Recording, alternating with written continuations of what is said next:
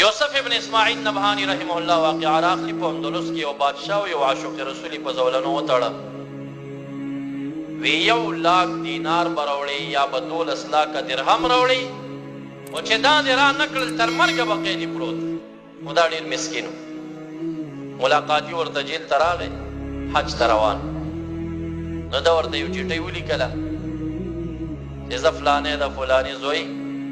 د اندلس باچا تړلی یم او یا رسول الله زما د خلاصي څه لاره نشته دی که تا مې څه غم وخوړه ښه ده ګنې زه به دلته مړ شم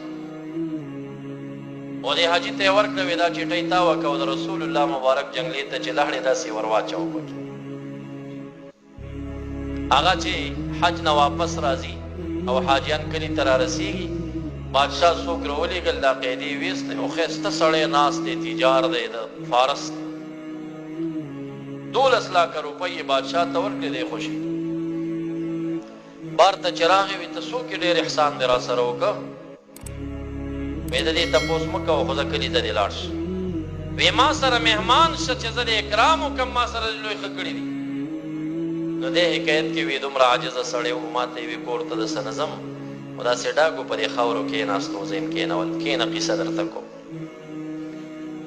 زه حج ته لاړم او د حج نه بیا د رسول الله مبارک سلام ته رالم او چې څنګه کېناستم په ما د محمد عربي محبت غالبه شو او ما ژړل او په ژړا کې د مدینې منورې د صحابه او هغه غمګینه نقشه مخې ته راله او ما وی چې یا الله کشکې زه د هغه زمانه کې پیدا کړی وې چې ما د خپل مال په دې مساکینو صحابه قربان کړی وې چې د چا قمیص نشته او د چا لنګ کېدلی دی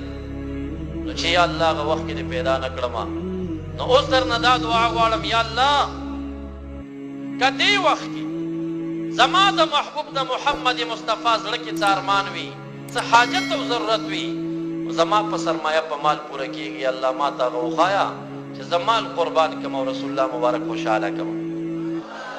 بې داسې مې ژړل دې ژړا کې مې دا دعا تاووله هغه عاشق چې چیټۍ راوړي د جنګلي او تېره میخ کې یې داسې اچولې د الله قدرت ته ګورو ما ژړل او دا دعا مې زړه کې تاووله چې دا چیټۍ باد وواله او زما په لمن کې را پرېوته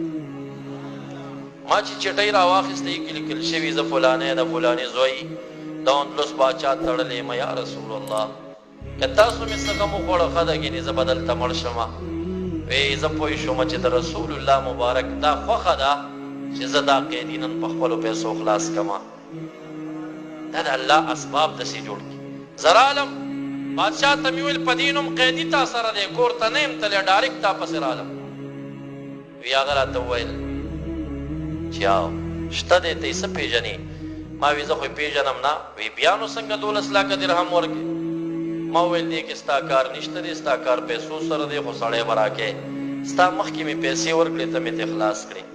د انبیاو د مدد په مقصد پوه شوې هغه تاسو سره دې شي نه وایي ښه نه زکوداري کوي